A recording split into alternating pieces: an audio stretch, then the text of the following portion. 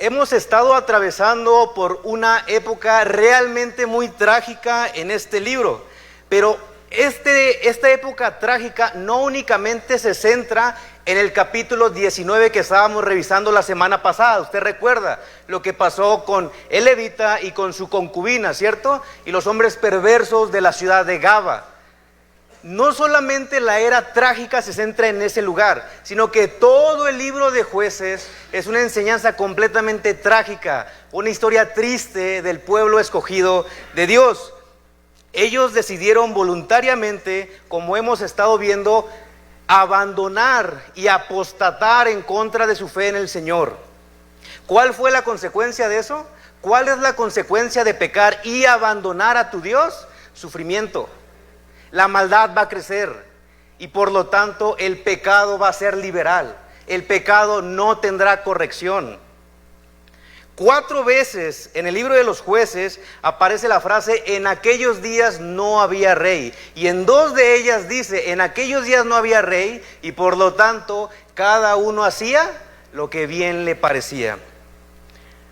El capítulo 20 es un poco largo. Todos los animo a que si ya fueron por su cafecito, ahí le estén pegando sus buenos traguitos, porque vamos a estar revisando 48 versículos. Ciertamente es un capítulo totalmente histórico, entonces es muy claro lo que este capítulo nos está diciendo, pero me voy a encargar en darte alrededor de 9 principios bíblicos prácticos para que nos los llevemos a nuestro estilo de vida cristiano. Amén. Este capítulo, como ya bien dije, nos narra lo que sucedió exactamente después del acontecimiento perverso que los hombres de la ciudad de Gaba hicieron. Un contexto breve: el levita hizo pedazos a su concubina muerta y la distribuyó por todas las tribus de Israel. ¿Ustedes recuerdan eso? Es en ese momento entonces que comenzamos con el capítulo 20. Y quiero resaltar un punto muy importante. Abre tu Biblia en 1 Corintios capítulo 10, versículo 11. 1 Corintios 10, versículo 11 dice lo siguiente: y estas cosas les acontecieron, ¿a quiénes? Al pueblo de Israel, como ejemplo, y están escritas para amonestarnos a nosotros. En la Nueva Traducción Viviente, una traducción más actual, dice: estas cosas le sucedieron a ellos, pero como ejemplo para nosotros. Se pusieron por escrito para que nos sirvieran de advertencia. Entonces este mensaje es para ti, este mensaje es para mí, mis hermanos. El capítulo de hoy es un contexto de la historia del pueblo hebreo, pero como bien sabemos, la palabra de Dios es viva y tiene principios prácticos que tú y yo, como hijos de Dios, debemos aplicar en nuestro diario vivir. No caigamos en el error de leer el Antiguo Testamento y decir: no, hombre, esos hebreos eran demasiado malos, qué pecadores, yo jamás habría abandonado a Dios de esa manera. No caigamos en ese error. No somos muy diferentes de este pueblo. Al venir a las Escrituras, ¿qué oculto hay? Al exponer nuestro corazón al Señor, ¿qué le podemos ocultar? Ciertamente nada. No hay nada oculto. Y la Escritura tiene como propósito revelar lo profundo de nuestro corazón, porque discierne lo que hay realmente en nosotros. Entonces, quiero animarte a que como iglesia nos despojemos de todo peso del pecado que nos asedia y abramos nuestro corazón y le digamos: Señor, quiero escucharte. Quiero escuchar lo que tu palabra tiene que decirme a mí personalmente. Habiendo dicho eso como introducción, acompáñame a orar para entrar a nuestra lectura bíblica. Padre, venimos ante ti en el nombre de Jesús y te damos gracias, Señor, por este día, por este tiempo de estudio.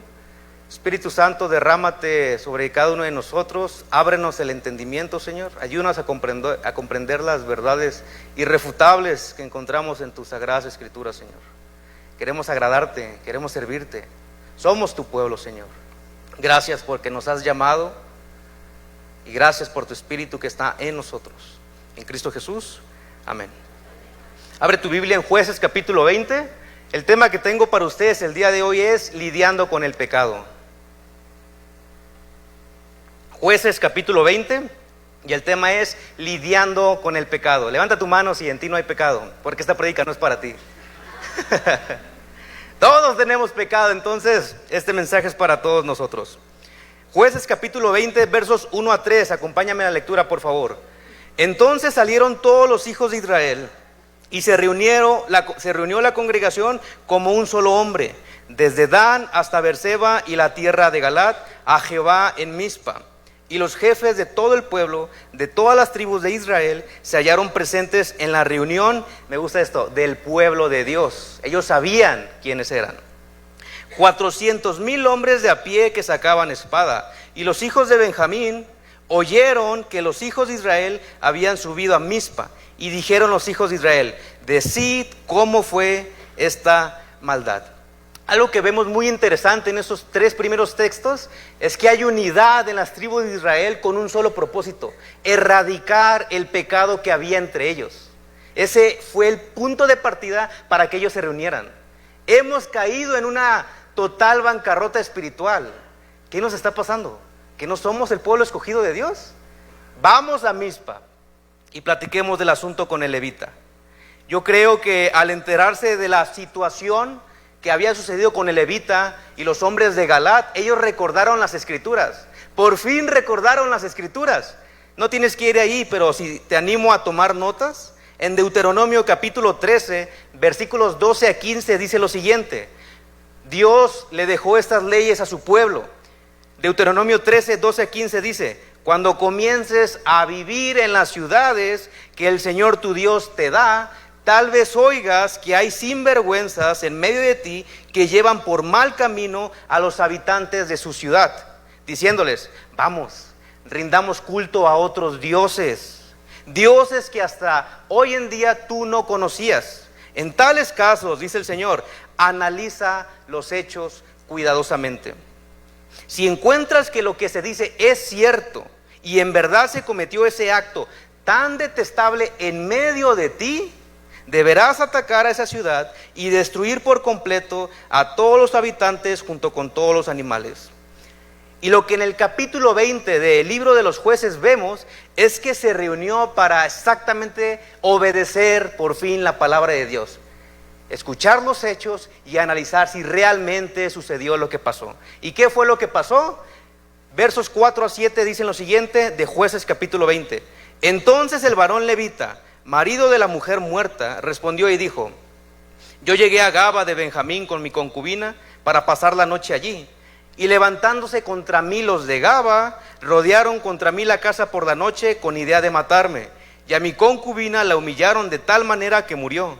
Entonces yo, mi concubina, la corté en pedazos y la envié por todo el territorio de la posesión de Israel, por cuanto han hecho ¿qué?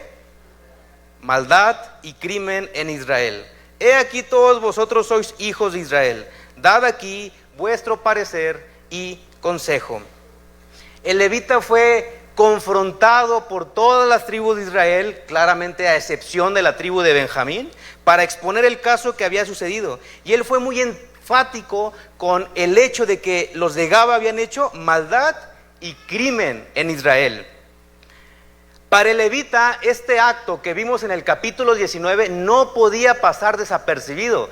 No era como que, oh, pasó eso, ya, olvidémoslo y sigamos adelante. No, fue tanta su indignación por lo que sucedió que dijo: toda la nación, todo el pueblo de Israel tiene que enterarse de lo que está pasando en la tribu de Benjamín. ¿A qué decadencia espiritual han llegado? ¿Qué tan insensibles se han vuelto con el pecado? ¿Y qué fue lo que hizo? Mandó una evidencia de esa decadencia y bancarrota espiritual.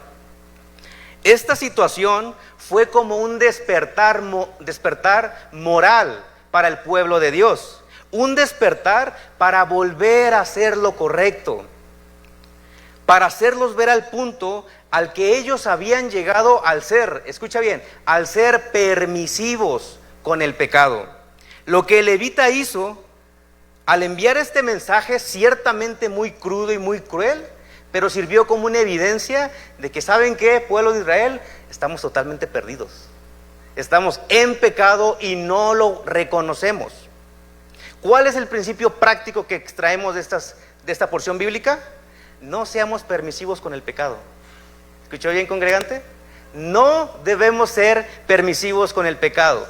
Somos la iglesia, somos el cuerpo de Cristo.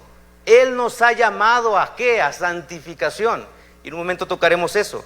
Pero el punto práctico que quiero darte esta mañana, el primero de 8, no seas permisivo con el pecado. No esperemos tampoco a que ocurra una situación horrible en nuestras vidas para ahora sí tomar en serio nuestra relación con Dios. No es necesario pasar por ese proceso de sufrimiento para decir, Señor, ahora sí, ya voy en serio contigo. Ahorita, hazlo ahorita, toma en serio tu relación con el Señor en este momento. Tristemente hay muchas personas que nos gusta jugar al cristianito, que solamente somos cristianos de domingo y eso es todo. Somos de doble corazón. No nos tomamos muchas veces en serio nuestra relación con el Señor Jesús. ¿Y por qué causa es eso? Porque volvemos al mismo punto, el pecado te va a nublar la vista. Ni siquiera te vas a dar cuenta que ya te alejaste de Dios, porque eso hace el pecado, te aleja poco a poco, minuciosamente, hasta que un día digas, ya no es necesario ir a la iglesia, ya no tengo que ir a ningún grupo, no me tengo que congregar, yo me puedo salvar por mí mismo, no es necesario. Y poco a poco comienzas a ver lo que es malo y dices, le podemos poner el nombre de bueno. Mucha gente también dice, no hay necesidad de santidad. No hay necesidad. De todas maneras, Dios nos ama tal como somos. Qué romántico, ¿no? No pasa nada si pecamos. De todas maneras, Dios es amor. Y su palabra dice que Él me perdona si yo peco. Estas son declaraciones de cristianos liberales. Y voy a puntualizar eso. Cristianos liberales que no han comprendido la seriedad del Evangelio. No han comprendido la seriedad de la redención. No han comprendido la seriedad del Hijo de Dios clavado en una cruz. No han comprendido nada de esto y solamente es una evidencia de que no tienen conocimiento de Dios y que no tenemos temor de Dios. Vivir de esta manera es así. No tenemos temor de Dios. Recuerda el principio práctico. No seas permisivo con el pecado. No hagas eso, mi hermano y mi hermana. Fue el pecado la causa de que Cristo haya muerto clavado en una cruz. Así de serio es el pecado para Dios. Y Cristo vino al mundo, ¿para qué? Para liberarnos del pecado. Él vino a hacer eso. Vino a liberarnos de el pecado que nos condenaba a una total eternidad en el infierno. Es serio, mis hermanos, no es un juego. Tomemos este ejemplo del pueblo de Israel y unámonos como iglesia para procurar la santidad que Dios nos pide en su palabra. Abre tu Biblia en 1 de Pedro capítulo 1, por favor.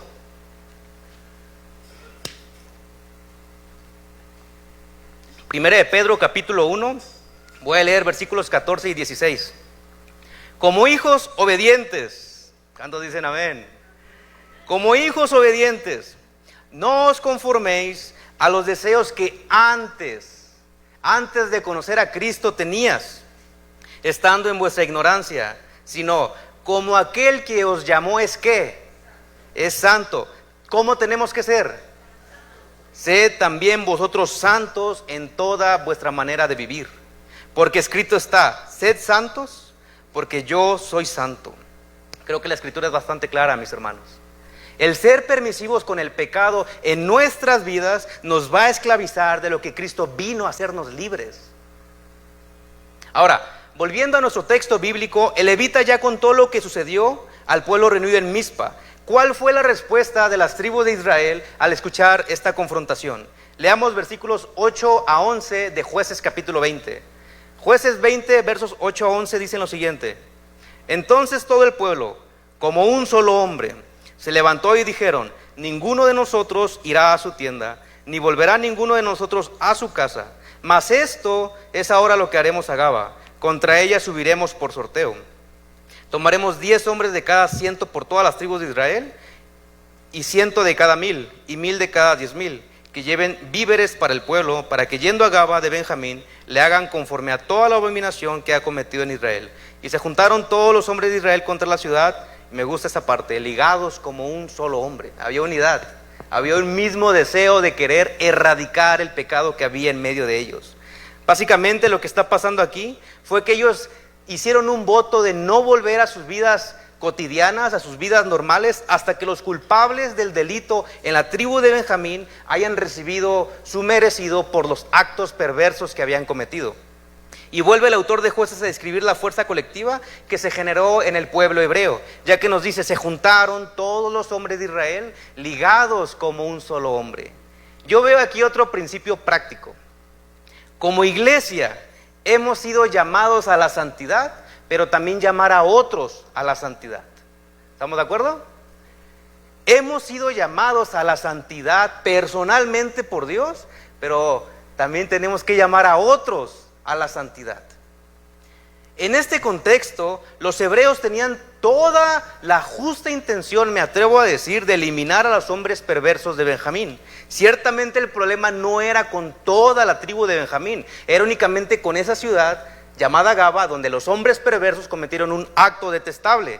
Pero el pensamiento al que yo te quiero llevar es este: si tú sabes que un hermano o una hermana están viviendo en pecado, y me refiero a un hermano o hermana que ya tienen conocimiento de la verdad, gente, hermanos que ya han vivido una vida en la fe en el Señor Jesucristo, y tú has visto que se desviaron del camino, que tropezaron o que sencillamente apostataron de la fe, seamos intencionales en ayudarlos, palabra clave, en ayudarlos a levantarse.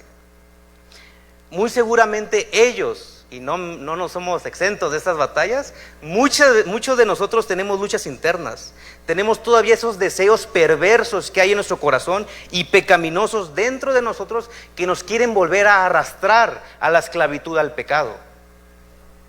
Nuestro trabajo como iglesia no es juzgar a estos hermanos, nuestro trabajo como iglesia no es criticarlos, no es tampoco condenarlos. ¿Sabes qué es? Es amarlos.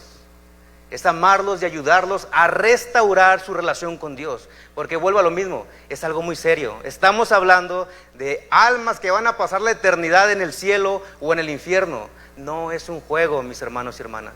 Te animo a que si tú conoces a alguien que se ha tropezado del caminar, ¿por qué no le llamas? Un mensajito. Aquí estamos.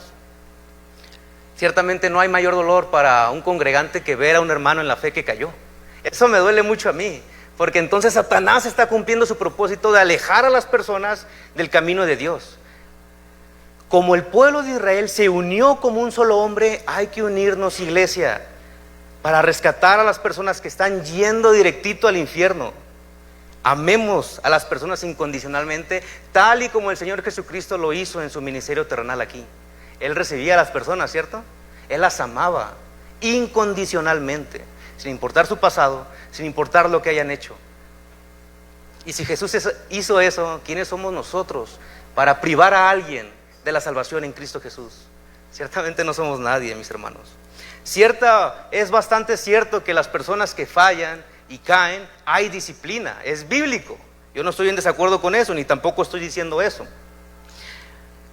Pero la disciplina aquí es con la intención de restaurar, vuelvo a repetir, es con la intención de restaurar la vida de este hermano o esta hermana a su relación con Dios.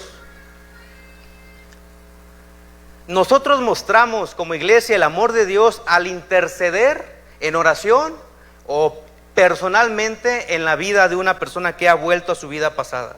Entonces yo te quiero recordar el principio. Has sido llamado a la santidad, congregante. Asegúrate de estar llamando a otros también a la santidad. Y eso requiere un compromiso tuyo, porque tienes que ser ejemplo para este hermano.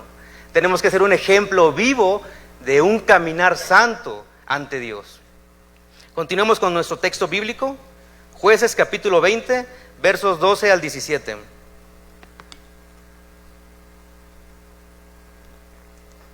Y las tribus de Israel enviaron varones por toda la tribu de Benjamín, diciendo: ¿qué maldad es esta que ha sido hecha entre vosotros? Entregad pues ahora a aquellos hombres perversos que están en Gaba, para que los matemos y quitemos el mal de Israel. Mas los de Benjamín no quisieron oír la voz de sus hermanos los hijos de Israel, sino que los de Benjamín se juntaron de las ciudades en Gaba para salir a pelear contra los hijos de Israel. Y fueron contados en aquel tiempo los hijos de Benjamín de las ciudades, 26,000 hombres que sacaban espada, sin los que moraban en Gaba, que fueron por cuenta 700 hombres escogidos. Toda aquella gente había 700 hombres escogidos, que eran zurdos, todos los cuales tiraban una piedra con la honda a un cabello y no erraban. Fueron contados los varones de Israel, fuera de Benjamín, 400,000 hombres que sacaban espada, todos estos hombres de guerra. Vemos aquí entonces que finalmente el pueblo de Israel, ¿qué hizo? Fue a confrontar a Benjamín, a la tribu de Benjamín, pero no con la intención, eso es clave. Ellos no iban con la intención de provocar una guerra civil entre ellos. Ellos no iban con esa intención. Ellos solamente estaban pidiendo que les entregaran a los hombres que cometieron el acto perverso y se acabó. Hay que cumplir lo que dice en Deuteronomio, erradicar el pecado y seguir adelante, buscando de Dios. Pero ¿cuál fue la respuesta de Benjamín? ¿Cuál fue el versículo? Versículo 13. La escritura dice: mas los hijos de Benjamín, ¿qué hicieron? No quisieron oír la voz de sus hermanos, los hijos de Israel, sino que los de Benjamín se juntaron de las ciudades de Gaba, donde sucedió el acto perverso, para salir a pelear contra los hijos de Israel. No solamente se rehusaron a entregar a esos hombres perversos, sino que también dijeron: vamos a pelear contra ustedes, nos vamos a reunir para hacer guerra en contra de ustedes. ¿Por qué? No tengo idea. ¿Cuál es la deducción ahí? Estaban tan depravados en su pecado, tan nublados, que prefirieron defender y participar del pecado de esos hombres antes que erradicar el pecado en medio de ellos. Así de grave era la condición espiritual en Israel. Aquí yo veo 3 principios prácticos para nosotros hoy en día. El primero de ellos es que el pecado debe ser confrontado con la verdad. El pecado debe ser confrontado con la verdad. Segundo principio práctico: no endurezcamos nuestro corazón al ser confrontados. A veces muchos le huimos o les acateamos a las confrontadas, pero nadie está exento.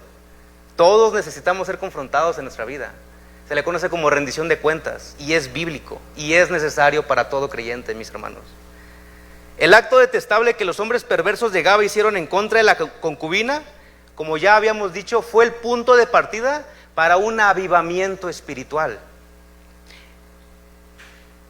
Y ese avivamiento fue por el hecho de que se dieron cuenta de que realmente estaban muy mal en posición ante Dios. Si tú y yo, mis hermanos y hermanas, vuelvo al mismo punto, sabemos, o si somos las personas que estamos viviendo en pecado, busquemos la ayuda de la iglesia. Hay mucha gente que va en busca de ayuda de psicólogos o de pláticas o de consejerías seculares. Y bueno, yo no tengo ningún problema con eso, pero pues nuestro Creador nos dio un manual de vida y capacitó a hombres y a mujeres piadosas para ayudarnos. ¿Por qué no ir a los hombres y a la familia de la fe? Si tú estás viviendo en pecado, o si conoces a alguien que está viviendo en pecado, debe ser confrontado con la verdad. Y ojo ahí, confrontado con la verdad de Dios, no con nuestras ideas, no con lo que yo pienso, no con lo que yo creo que deberías hacer. Es con la Biblia, mis hermanos, es con la palabra de Dios. Tú y yo no podemos transformar a nadie, no podemos convertir a nadie. Es el poder de la Escritura a través de su Espíritu Santo, el cual produce una regeneración en el corazón de las personas. Y esa es obra únicamente del Espíritu Santo.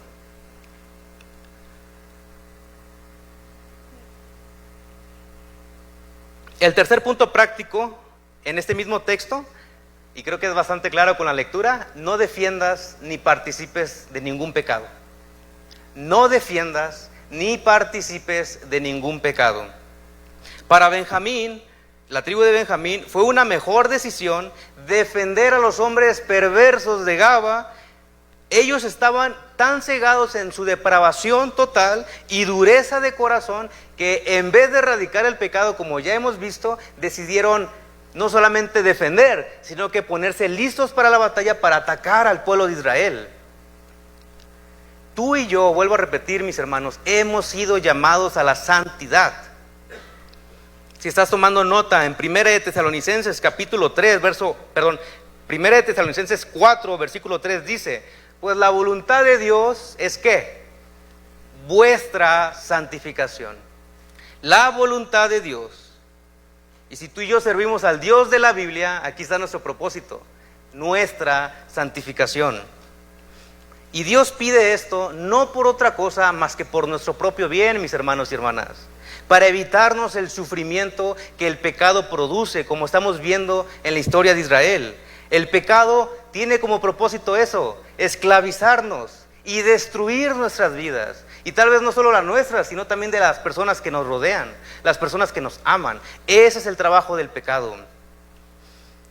No olvides que Dios envió a su Hijo Jesucristo a liberarte del pecado, para que seas libre, para que ya no vivas esclavizado y para que ya no sirvamos a nuestros deseos pecaminosos que únicamente nos alejan de Dios y su voluntad. Te recuerdo, no defiendas ni tampoco participes del pecado. La única forma de poder discernir eso es si tú y yo estamos teniendo relación con nuestro Dios. Es si tú y yo estamos viviendo vidas espirituales y alimentando al espíritu para crecer y madurar espiritualmente. Es la única manera.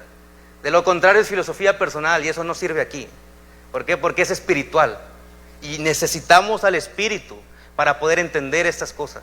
Con esto dicho, te animo, no descuides tu relación con Dios. Gracias a Dios que en la iglesia se abrieron nuestros grupos de fe para volver a lo básico, para volver a los fundamentos de nuestras doctrinas bíblicas como cristianos y crecer juntos como familia. Ese propósito tienen estos grupos de fe.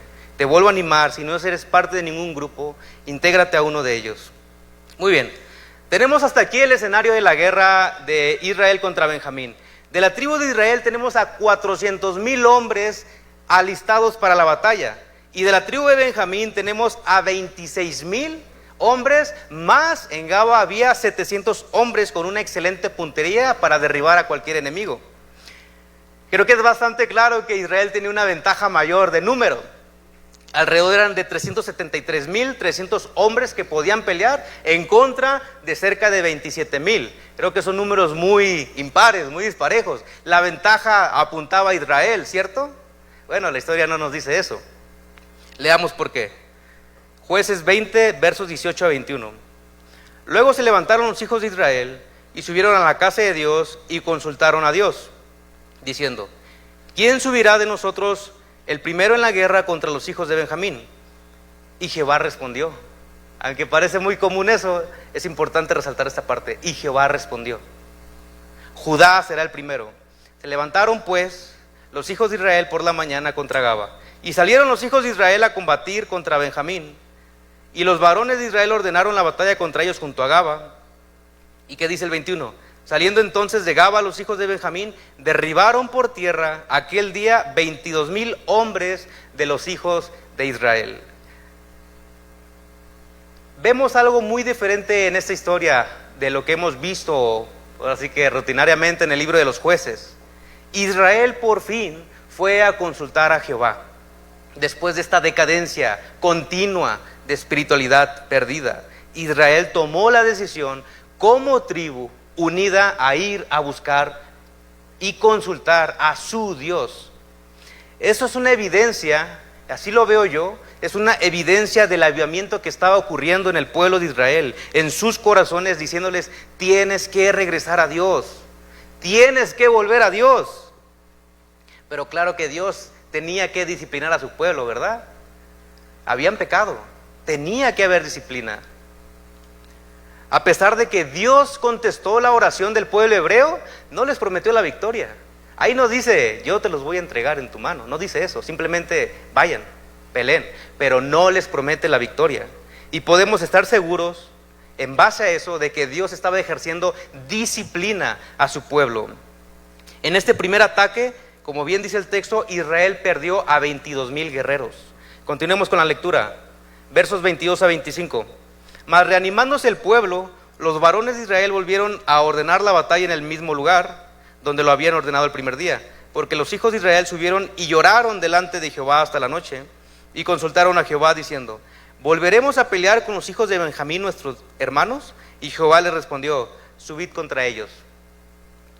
Por lo cual se acercaron los hijos de Israel contra los hijos de Benjamín el segundo día.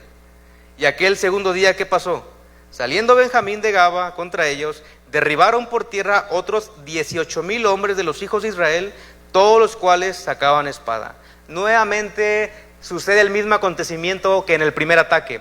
Israel se desanimó por la pérdida de sus 22,000 guerreros, pero pasó la noche clamando a Dios hasta volver a recuperar el ánimo. Posiblemente pensaron: ahora sí, Dios nos escuchó, Dios va a ir enfrente de nosotros y va a pelear nuestra batalla. Pero en este segundo ataque Israel perdió otros 18,000. La disciplina de Dios también es algo serio, mis hermanos, es algo que duele. es algo que quema, que cala, pero es para nuestro bien. A pesar de que habían perdido en total en estos 2 días de ataque a 40,000 soldados, seguían siendo superiores a la tribu de Benjamín. Mas sin embargo las pérdidas estaban desanimando a este pueblo, y Dios tenía como propósito en su disciplina humillarlos. Quería humillarlos para que por fin entendieran que necesitan y deben depender totalmente de Dios. La disciplina de Dios siempre va a traer consigo un propósito, como lo vemos en el pueblo de Israel, y ahora sí que aunque no nos guste, lo vamos a ver en nuestras vidas. La disciplina de Dios tiene un propósito. El principio práctico que encontramos aquí es el siguiente: Dios disciplina a sus hijos para que volvamos a Él.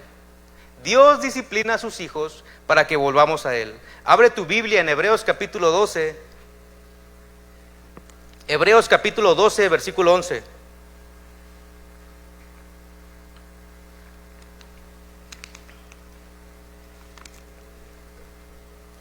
Hebreos 12:11 dice lo siguiente: ninguna disciplina resulta agradable a la hora de recibirla. ¿Cuántos dicen amén? Al contrario, es dolorosa. Estoy leyendo la Nueva Traducción Viviente. Pero después, el texto no acaba ahí. Dice, pero después produce la apacible cosecha de una vida recta, una vida santa, para los que han sido entrenados por ella. Dios disciplina a todos aquellos que son sus hijos con el fin de estirarnos y amoldarnos más conforme a la imagen de su Hijo Jesucristo, para que cada día seamos limpios del pecado y cada día podamos ir camino hacia la santidad, tal como vimos en 1 Tesalonicenses 4:3. ¿Qué decía? La voluntad de Dios es vuestra santificación. No sé tú, mi hermano, pero si estás siendo disciplinado por Dios, es porque Él te ama, no por otra cosa, sino porque su puro amor lo decidió de esa manera por tu propio bien. Sus disciplinas son para acercarnos a Él y vivir las vidas plenas que encontramos en Cristo Jesús. Vidas que no nos esclavizan nuevamente al pecado, que eventualmente nos van a destruir. Continuemos con los siguientes textos. Jueces 20, versos 26 a 28 dicen lo siguiente: entonces subieron todos los hijos de Israel y todo el pueblo, y vinieron a la casa de Dios, y lloraron, y se sentaron allí en presencia de Jehová, y ayunaron aquel día hasta la noche, y ofrecieron holocaustos y ofrendas de paz delante de Jehová. Y los hijos de Israel preguntaron a Jehová, pues el arca del pacto de Dios estaba allí en aquellos días, y Fines, hijo de Eleazar, hijo de Aarón, ministraba delante de ella en aquellos días. Y dijeron, el pueblo de Israel, ahora sí que lo vemos totalmente humillado, claman a Dios diciendo, ¿volveremos aún a salir contra los hijos de Benjamín, nuestros hermanos, para pelear? Y yo veo aquí mucho desánimo, porque dice después, o desistiremos, o ya, nos rendimos, Señor. Y Jehová dijo, subid. ¿Y qué dice después? Ahora sí respondió, ¿cierto? Porque mañana yo Jehová los entregaré. Aquí vemos una humillación total por parte del pueblo de Israel. Ellos hicieron las obras piadosas que desde un principio debían hacer como pueblo de Israel. Ellos buscaron a Dios, ellos se humillaron ante Dios, ellos permanecieron cerca de Dios y ellos presentaron sacrificios y ofrendas que estaban establecidas en sus leyes. Verdaderamente la disciplina de Dios estaba ejerciendo en su pueblo. La disciplina que Dios estaba ejerciendo en su pueblo estaba produciendo por fin frutos de justicia, que estaba llevando al pueblo a un reconocimiento de su necesidad por Dios. Hasta ese punto Dios los quería llevar. Por eso es el propósito de la disciplina, llevarnos a Dios. Y creo que el pueblo de Israel estaba aprendiendo la lección. Algo debía comprender el pueblo de Israel con esto. No se juega con el pecado. Con el pecado no se juega, mis hermanos. En este clamor que vemos en estos versículos, ahora sí vemos que Dios les promete la victoria, porque Él va a ir con ellos y Él se los va a entregar. Pero el principio práctico que yo veo aquí es buscar a Dios con todo nuestro ser. Cada día buscar a Dios con todo nuestro ser. No solamente un día a la semana, no solamente 2, No solamente 3. ¿Cuántos días tiene la semana? ¿Y qué quiere decir buscar a Dios con todo nuestro ser? Pues tenemos que buscarlo todos los días, ¿no? Es cierto que en la vida tenemos altas y bajas, tenemos rachas espirituales, pero también tenemos bancarrotas espirituales, es parte de la vida. Aún hay pecado en nosotros, eso es claro. Y muy seguramente ya le hemos fallado a Dios, o le estamos fallando a Dios. Y si no es ninguna de las dos, tenemos seguro que le vamos a fallar a Dios, porque hay pecado en nosotros. Todavía hay pecado en nosotros. Pero lo peor que podemos hacer es decidir abandonar al Señor. Lo peor y la peor mentira que le podemos creer a Satanás es pensar que Dios ya no nos ama, que ya no puede trabajar en nosotros, que estamos completamente perdidos. Ciertamente estamos perdidos, pero Él envía a su Hijo exactamente para rescatarnos. Por eso envió a su Hijo Jesucristo. Toma nota de eso, mi hermano y mi hermana. Lo peor que tú y yo podemos hacer como cristianos, si en algún momento llegamos a desviarnos, es totalmente alejarnos de Dios. Es la peor decisión que podemos tomar. Como también pensar que podemos luchar solos. No podemos luchar solos, mis hermanos. Y como vemos en el ejemplo de Israel, ligados como un solo hombre, ¿por qué no la iglesia sea así? Ligados en un mismo sentido, en el vínculo del Espíritu, fundamentado con el amor, para ayudar a los hermanos que han caído a restaurar su relación con el Señor. Es el modelo bíblico que yo veo aquí. Es lo que yo veo en estos principios prácticos. Pero así que en la práctica es totalmente diferente. Hasta este punto hemos visto al pueblo realmente en una decadencia espiritual, como ya bien dijimos. Y como te decía hace un momento, vamos a fallar. Yo he fallado muchas veces. Me he dado cuenta que para conocer a la persona más perversa y más pecadora no tengo que ver a nadie más que mi propio corazón. Así me doy cuenta de qué tan perverso es el ser humano, al examinarme a mí mismo. Y mis pecados son tan terribles que Dios tuvo que intervenir para salvarme a mí, a Oscar. Pero no lo hizo solamente por mí, lo hizo por toda la humanidad. Y si como cristianos fallamos, ¿quién me dice en memoria 1 de Juan 1:9? Un texto muy famoso.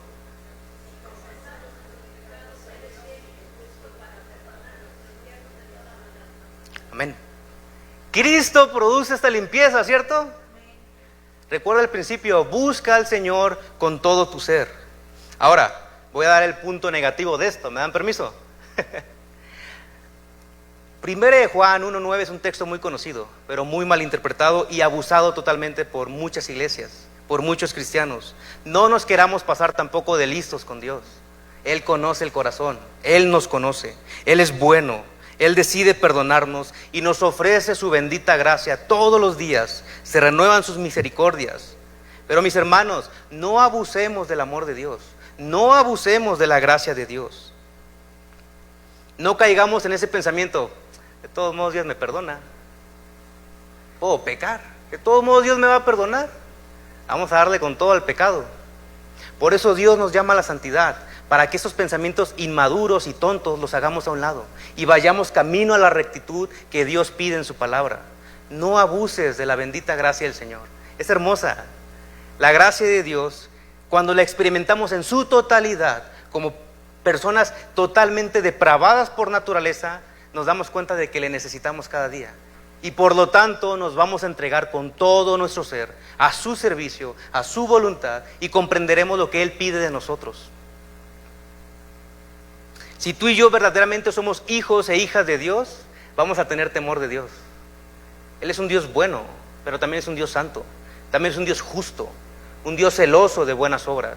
Y si tú y yo somos sus hijos, tenemos que crecer también en temor de Dios. ¿Cuál es el principio de la sabiduría? Amén. En este tema de lidiando con el pecado, algo que tenemos que tener por seguro es que Él nos da la victoria. Dios a través del Señor Jesucristo nos ha dado la victoria sobre el pecado para ya no esclavizarnos. La victoria nos la da Él, ¿cierto? Como vimos en el pueblo de Israel, subid porque yo los entregaré, ¿cierto? Es lo que decía el texto. Lo mismo pasa con nosotros. Las luchas vienen, el pecado está ahí a la puerta. Pero no, ¿cómo decirlo? No malinterpretemos las cosas. Tú no eres Jesús, tú no eres el Espíritu Santo, tú no puedes limpiarte por ti mismo, tú no puedes santificarte por ti mismo. Ninguno de nosotros podemos limpiarnos por nosotros mismos. Es una total herejía si alguien te dice eso. La Escritura es clara cuando dice que es por medio de Él, es por medio de Cristo. Y cuando tú y yo caminamos en esta vida como cristianos y fallamos, no es como decir, no pasa nada, le voy a echar ganas, ahora sí ya me voy a poner las pilas. No, ve a Cristo, ve a Él, deja que te limpie a través de sus sagradas Escrituras y te enseñe el camino por el cual debes andar, porque es bueno el camino que Él quiere para ti y que ya tiene predestinado para ti. Lo peor que podemos hacer es hacernos a un lado y decir, Señor, yo voy a tomar mis propias decisiones. Y levantar nuestro absurdo libre albedrío y decir, voy a pecar deliberadamente porque de todas maneras Dios me perdona. Ten cuidado, mi hermano y mi hermana, de tener ese pensamiento. Necesitamos a nuestro Salvador cada día. Yo lo necesito cada día, porque cada día estoy siendo tentado al pecado. Cada día estoy siendo tentado a alejarme de Dios. Y cada día tengo que volver a los pies del Maestro para que me ayude a entender mi condición si no estoy con Él, que es totalmente perdida y un camino totalmente de sufrimiento. Busquemos a Dios con todo nuestro ser, iglesia. Busquémosle y amémosle. Vamos a concluir. Es una lectura algo larga. Voy a estar dando lectura a los versículos 29 al 48. Te animo a abrir tu Biblia y acompañarme en la lectura, ya para concluir con este estudio. Jueces 20, versos 29 a 48. Y puso Israel emboscadas alrededor de Gaba. Subiendo entonces los hijos de Israel contra los hijos de Benjamín el tercer día, ordenaron la batalla delante de Gaba como las otras veces. Y salieron los hijos de Benjamín al encuentro del pueblo, alejándose de la ciudad. Y comenzaron a herir a algunos del pueblo, matándolos como las otras veces por los caminos. Uno de los cuales sube a Betel y el otro a Gaba en el campo. Y mataron unos 30 hombres de Israel. Y los hijos de Benjamín decían, vencidos son delante de nosotros, como antes. Mas los hijos de Israel decían, huiremos y los alejaremos de la ciudad hasta los caminos. Entonces se levantaron todos los hijos de Israel de su lugar y se pusieron en orden de batalla en Baal Tamar. Y también las emboscadas de Israel salieron de su lugar, de la pradera de Gaba. Y vinieron contra Gaba 10,000 hombres escogidos de todo Israel, y la batalla arreciaba. Mas ellos no sabían que ya el desastre se acercaba a ellos. Verso 35 me gusta. ¿Y derrotó quién? Y derrotó Jehová a Benjamín delante de Israel. Y mataron los hijos de Israel aquel día a 25,100 hombres de Benjamín, todos los cuales sacaban espada. Y vieron los hijos de Benjamín que eran derrotados, y los hijos de Israel se dieron campo a Benjamín, porque estaban confiados en las emboscadas que habían puesto detrás de Gaba. Y los hombres de las emboscadas acometieron prontamente a Gaba, y avanzaron e hirieron a filo de espada a toda la ciudad. Y era la señal concertada entre los hombres de Israel y las emboscadas que hiciesen subir una gran humareda de la ciudad. Luego pues que los hijos de Israel retrocedieron en la batalla, los de Benjamín comenzaron a herir y a matar a la gente de Israel como 30 hombres, y ya decían, ciertamente ellos han caído delante de nosotros como en la primera batalla. Mas cuando la columna de humo comenzó a subir de la ciudad, los de Benjamín miraron hacia atrás, y he aquí que el humo de la ciudad subía al cielo. Entonces se volvieron los hombres de Israel, y los de Benjamín se llenaron de temor, porque vieron que el desastre había venido sobre ellos. Volvieron por tanto la espalda delante de Israel hacia el camino del desierto, pero la batalla los alcanzó, y los que salían de las ciudades los destruían en medio de ellos. Así cercaron a los de Benjamín, y los acosaron y hollaron desde Menuja hasta enfrente de Gaba, hacia donde nace el sol. Y cayeron de Benjamín 18,000 hombres, todos ellos hombres de guerra. Volviéndose luego, huyeron hacia el desierto, a la peña de Rimón, y de ellos fueron abatidos 5,000 hombres en los caminos, y fueron persiguiéndolos aún hasta Gidom, y mataron de ellos a 2,000 hombres. Fueron todos los que de Benjamín murieron aquel día, 25,000 hombres que sacaban espada, todos ellos hombres de guerra. Pero se volvieron y huyeron al desierto a la peña de Rimón 600 hombres, los cuales estuvieron en la peña de Rimón 4 meses. Y los hombres de Israel volvieron sobre los hijos de Benjamín, y los hirieron a filo de espada, así a los hombres de cada ciudad como a las bestias y todo lo que fue hallado. Asimismo pusieron fuego a todas las ciudades que hallaban. Aquí vemos el final de esta guerra civil, hermanos. Un poco intensa, ¿no? los hijos de Israel, al dejar su enfoque en la venganza y en su necesidad de satisfacer su ira en contra de los hombres de Gaba, al hacer eso, es por ello que perdían la batalla, porque su intención era egoísta. Ellos confiaban más en sí mismos. ¿Por qué? Porque el número era mayor al del pueblo, al de la tribu de Benjamín, ¿cierto? Y por eso Dios los estaba humillando, porque debían comprender de que no es por fuerza, no es por ejército, sino por su espíritu. Amén. En esta ocasión es diferente a las dos anteriores. El Señor dice: subid porque yo los entregaré. Y el versículo clave que yo veo en esta porción que acabamos de leer es el versículo 35, que dice: y derrotó Jehová a Benjamín delante de Israel. ¿La victoria de quién fue, hermanos? La victoria fue del Señor.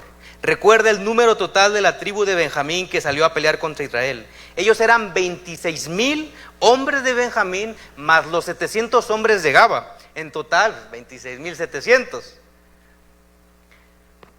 Pero la Escritura dice que al final de esta batalla que acabamos de leer, ellos perdieron a 25,000 hombres. Se redujo muchísimo el número de hombres de guerra. Quedaban entonces 1,700 hombres de guerra de la tribu de Benjamín. Pero el versículo 17 nos dice que solamente 600 lograron huir de la batalla. Solo 600. Y ahí se hospedaron durante 4 meses. Esto entonces nos está diciendo que Israel continuó persiguiendo hasta, me atrevo a decir, el exterminio a la tribu de Benjamín. Los dejaron con menos de 1,000 hombres como tribu. Estamos hablando de una tribu, mis hermanos. Menos de 1,000 hombres. Y por si esto fuera poco, Israel también se encargó de destruir por completo su ciudad. La destruyó por completo, tal como el mandato de Deuteronomio lo decía. Este es el final de cómo terminó la tribu de Benjamín por haber endurecido su corazón y por haberse inclinado más a defender y participar del pecado de los hombres de Gaba. Este fue su resultado, este fue su fruto de haber decidido hacer eso. Benjamín perdió y fue totalmente humillado, casi al punto de desaparecer como tribu. ¿Qué principio encontramos aquí? Ya lo mencioné, pero lo voy a decir otra vez. No juguemos con el pecado, mis hermanos y hermanas. Creo que a Benjamín le fue muy mal. Estuvo a punto de desaparecer del mapa, pero Dios es misericordioso. No juguemos con el pecado. No juguemos con el pecado. Puede ser muy atractivo en nuestras vidas. Puede ser muy tentador también. Estoy seguro de eso. Soy carne también. Somos humanos. Hay pecado que nos quiere empujar a llevar y ahora sí que exprimir nuestros deseos carnales en este mundo que te los pone en bandeja de plata. Pero es momentáneo y se va a acabar y solamente nos va a llevar al sufrimiento. ¿Qué leíamos en 1 Corintios 10:11? Tomemos como ejemplo lo que le sucedió al pueblo de Israel. Ellos decidieron voluntariamente no escoger a Dios, sino escoger sus pasiones y deseos. ¿Qué sucedió? Sufrimiento. Una vida en pecado nos va a llevar eventualmente a nuestra propia destrucción. Dios quiera que eso no pase con ninguno de nosotros. Y que tengamos el deseo y el amor para alcanzar a otros para Cristo. Para que no tengan que pasar por el lago de fuego, por la eternidad. No juguemos con el pecado, mis hermanos. Jesús no estaba jugando tampoco cuando estaba siendo clavado en la cruz violentamente. ¿Tú crees que Jesús estaba jugando cuando vino a hacer esa obra redentora? Para nada. Jesús no estaba jugando, Él lo tomó muy en serio y lo hizo por amor a ti y por amor a mí. En conclusión, mis hermanos y mis hermanas, quiero hacer un resumen compacto de los puntos que te acabo de dar, los principios prácticos. Te di 8 principios prácticos. Número 1, no seamos permisivos con el pecado. Número 2, hemos sido llamados a la santidad y a llamar a otros a la santidad. Número 3, el pecado debe ser confrontado con la verdad. Número 4, no endurezcamos nuestro corazón al ser confrontados. Número 5, no defendamos ni participemos de ningún pecado. Número 6, la disciplina es necesaria para volver a Dios. Hay una salida, ciertamente sí, pero hay disciplina. Número 7, busquemos a Dios con todo nuestro ser. Y número 8, no juguemos con el pecado. Recuerda el texto que leíamos hace un principio, 1 Corintios 10:11. Y estas cosas les acontecieron a Israel como ejemplo, y están escritas para amonestarnos a quienes, a nosotros. Ahora vamos a leer el contexto de este pasaje, versos 12 y 13 de 1 Corintios 10, lo voy a leer brevemente. Así que el que piense estar firme, mire que no caiga. Y el verso 13, no os ha sobrevenido ninguna tentación que no sea humana, pero fiel es Dios, que no os dejará ser tentados más de lo que podéis resistir, sino que, ¿qué dice?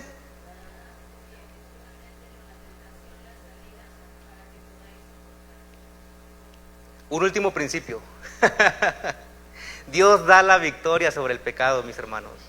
La victoria no es nuestra. No luchemos solos.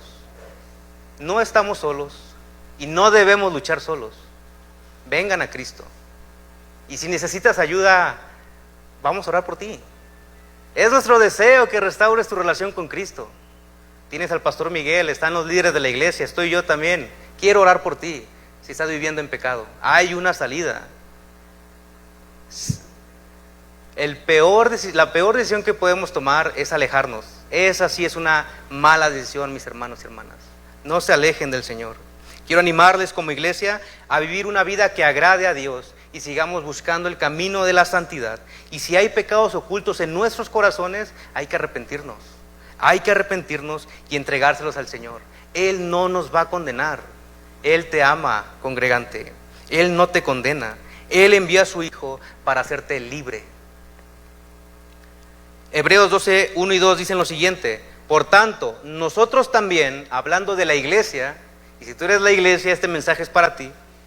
Nosotros también, teniendo en derredor nuestro tan grande nube de testigos, despojémonos, renunciemos de todo peso del pecado que nos asedia, que nos impide avanzar en nuestra relación con el Señor, y corramos con paciencia la carrera que tenemos por delante, puestos los ojos en Jesús.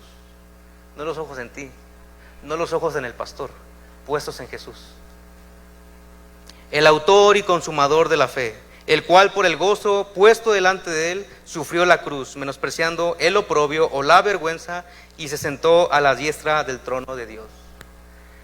Hay pecado, mis hermanos, y tenemos que lidiar con el pecado de nosotros, y la Escritura nos dice cómo hacerlo. Pero no olvides el último punto: en Cristo está la victoria, no en ti, no en ninguna persona, solo en Cristo. Amén. Vamos a orar. Padre, venimos ante ti en el nombre de Jesús. Te damos gracias por este tiempo. Gracias por tu palabra, Señor. Gracias por que en ella encontramos los principios necesarios para nuestro diario vivir, Señor. Bendice a la iglesia, bendice su vida, su caminar, Señor. Y gracias porque tenemos el privilegio de conocerte. En Cristo Jesús. Amén. Dios les bendiga, hermanos.